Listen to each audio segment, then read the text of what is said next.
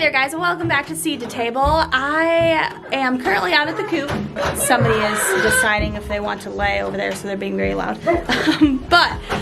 So lots of exciting things. I'm gonna give you guys a quick overview of the coop and where it's at. Everything except our watering system and the brooder is done.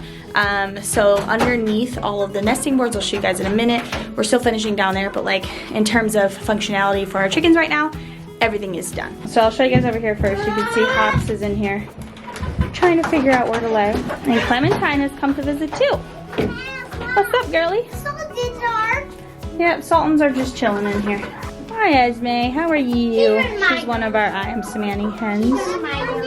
She's pretty. So Rev is in here cleaning out. These are the nesting boards you guys have seen kind of up to this point. So for our roosting bars, we have roosting boards essentially. So it looks like this. Underneath here, we use just Tyvek. You could use like laminate flooring, whatever. We had a lot of leftover Tyvek from the house being built. So in here, you can see there's a lot of poop. Rev is currently cleaning it out. It acts like a litter box. So you just kind of shake out the PDZ. So what's in here is called PDZ or stall refresher. You find it in the horse section. We are probably gonna like do a mix of PDZ and construction sand actually, because that will do the same thing. Construction sand is much cheaper, but the PDZ actually helps keep down on the ammonia. That's like what its purpose is, so that's really helpful in a coop, especially because ammonia can be pretty bad for their lungs. This is our girl that's confused about where to lay. I guarantee you she's about to try to sit right there and lay an egg. Yes, you are. That's not the box. It's right there. I tried putting shavings in here and I was gonna just put the fake eggs in for now and help them like kind of figure out where they're supposed to go. And one of them did lay in here actually this morning, but they kicked out all the shavings. She's totally gonna lay right here. You can see her, she's got her butt down, ready to go. So all these boards are here temporarily. This is gonna be storage, that's gonna be the brooder, and then under here is going to be storage as well. So the other cool thing, obviously we have this area right here. This is where like we walk in. We got a door here. This is a mess we have to clean up. Like we just brought all the chickens over. So we just got a mess of things. So like all these extra feeders after we wash them out are gonna go up in this storage space that we built, this little lofted storage space. Then we have this, which has a plug. We have to run some more electric, but we're gonna have the incubator in here once it's warmer outside, obviously. And you know, this is gonna be where we store their feed and all that jazz. And then in here is also our gravity feeder. So right here is the newest thing that's been added. It is a gravity feeder. We built it out of, I think, 4-inch PVC, I want to say. I'll show you the other side in a minute. And then we have this smaller one right here, which is just for the calcium and grit. So we obviously fill it from the top here. And then the grit is in here. So this gravity feeder fits like a bag and a half, I would say. So quite a lot. You don't have to change it very often in the winter, obviously more so than the summer. Okay, so here's the other side of the feeders. We have 37 chickens in our flock. We find this is enough. So long as your feeder is always full, there's only a few here at a time, so it's fine, it's not a big deal. And then we have just this one for the calcium and grit. I don't think Ryan did this on purpose, but it was a good idea because this one comes up a little bit further. You can see how these like come out a bit like that, where this one comes straight up. They're able to get the grit out, no problem. But what I noticed when I was putting grit in the other coop, anything you put it in, like they would try to get it all out onto the ground and it would just end up everywhere and there's a lot of waste. So this way there's not much waste. If you have chickens that like to kick out their feed, it's not as much of a problem. So that's nice. But anyway, so yeah, they're eating over here. You're my pretty olive egger. Are you my pretty olive egger? Are you gonna give me pretty olive eggs? I think she's getting it out. I'll try to see if I can get it. It looks like she's pushing it out now. Her face is so fluffy, it's hilarious. Did you lay your egg? No, don't. I don't want to scare her, Rev. I see it under her. Oh, yep, you can see it. It's right there. Good girl, Clementine. You did it. All right, let's give her space so she can leave when she wants. Because she wants to. She will move when she's ready. She might be being broody. No, she's not. She's not sitting on it. Hi, Pepper. Good job, lady. There he is. And there it is. There. He's cleaning down there. And she's gonna get some food. That was a lot of work you just did. Good job, girl. All right, now she just laid that. If you pick it up, it'll probably be really warm. Want to pick it up, Rev?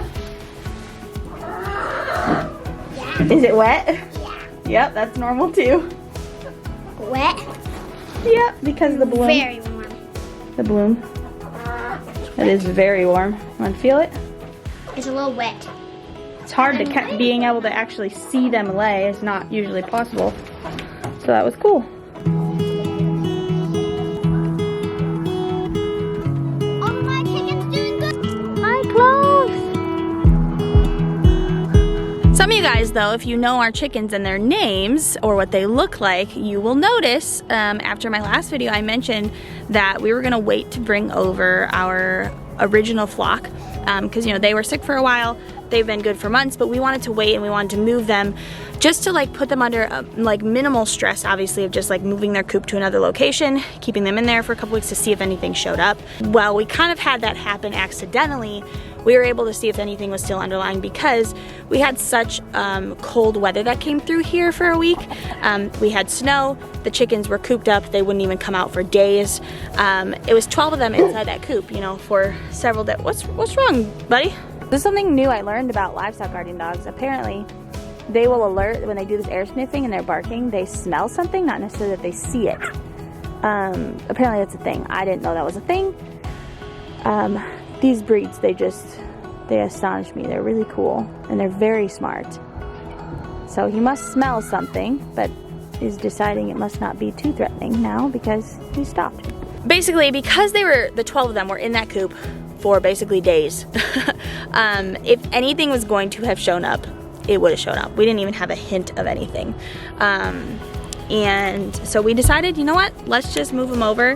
And if it does so happen that whatever it is comes over here, you know, we just won't sell chickens. We'll just keep our flock till they pass away and just keep our flock closed, and we'll only ever sell eggs, because we did talk about like being able to sell some chickens, like grow outs. All of our autopsies that we did on the chickens we lost were fine. There wasn't anything that was, you know, proving that it was MS or MG, definitely not Merrick's. But if we are to like lose another chicken, I will send that one out for testing and just get a, what is it called, a necropsy or something like that, just to know for sure. But though, the real reason I came out here though was not to watch Clementine lay an egg, though that was very cool. I'm glad you guys got to see that too.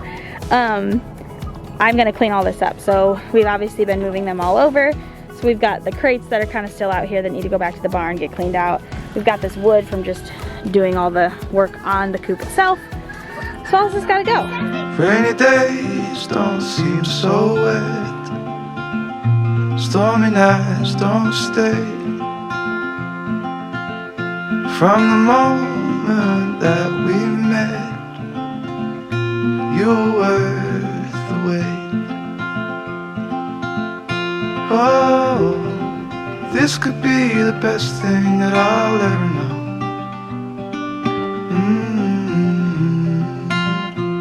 I got all the wood out and then realized I threw away the piece of wood I needed to keep the main door closed.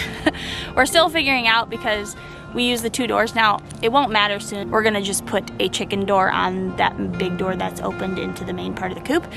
But right now we just have it open, and the way the doors work, like they lock into each other to stay closed.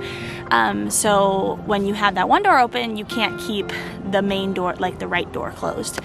And so we're just like using a piece of wood to keep it in place right now because chickens and stuff aren't supposed to go in there. But it's working for now, but I threw away the piece of wood I needed, so now I'm using a much smaller piece, which isn't ideal, but it's fine. We've got some very happy chickens though. Free ranging, being chickens, and being this underneath part is really working out nice. We figured they'd want to go under there a lot, and it's just the perfect space for them to dust bathe. We're gonna put some DE under there, some diatomaceous earth. And we're gonna do some probably dust baths like in the tires like we had before, probably like on the back edge here. But this is like the perfect space for them because they can all fit under there should it like rain or whatever, so they don't have to be in the coop if they don't want to. As expected though, they pretty much stick to this area. So like where the grass is, that's where they stick to. They don't really go up there. What's up, buddy? What you see? What do we say?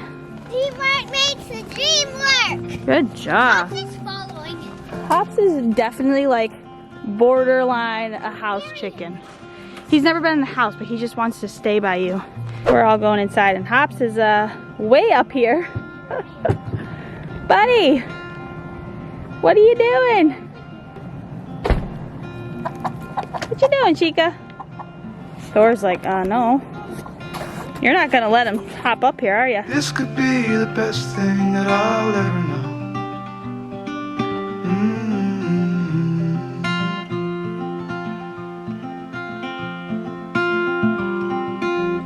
Talk for hours, I never slept. Two silhouettes